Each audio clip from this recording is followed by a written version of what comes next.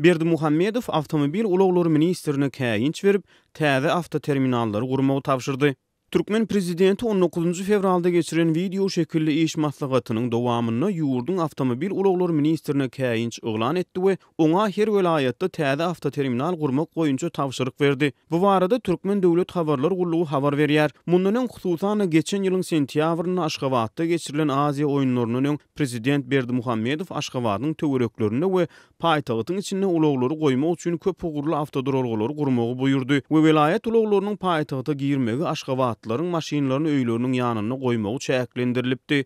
Türkmenistanyň döwlet heýetçiligine TDH habar agentliginiň maglumatyna görä, prezident Berdimuhammedow 19 fevraldaky maslahatda ulag toplumyny häzirki döwürde alınıp barlayan işleriň depgininden nägile bolup, gulluk borçlaryny göwnüjä ýerine ýetirmän işde goýberen kemçilikler üçin Awtomobil ulaglary ministri Aýdogduýewa käýinç berdi. Hem de oňa her welayatda täze awtoterminal gurmak goýunça görkezme berdi. Şeýlede prezident awtodrolgularyň awadanlaşdyrylmagynyň hem de ýolagçylary döwrüň talaplaryna laýyklykda medeniýetli hyzmat edilmeginiň zerurdugyny aýtdy diýip TDH habar berýär. Ministriň goýberen kemçilikleri barada jekme-jek maglumat berilmese de hökümet baş tutanynyň ýolagçylary medeniýetli hyzmatyň hödürlenmeligi barada aýratyn nytap geçmegi bu toplumnaky käbir ýetmezçilikler hakynda pikir berýär. Mysal üçin Goloýda soňky bir ýylyň dowamyny paýtagat bilen welayatlaryň administrativ merkezleriniň arasynda ýola goýulan ýolagçy awtobuslaryny uzak aralygy syýahat edýän adamlaryň ilkinji amatlyklarynyň iň zerur hajatlarynyň gözden salynýanyny barada habarlar peýda bolupdy. Şol bir wagtyň özünde geçen ýyl aýaklanyny ýurdun käbir welayatlaryna awtobus gatnawlarynyň telçeňleşmegi,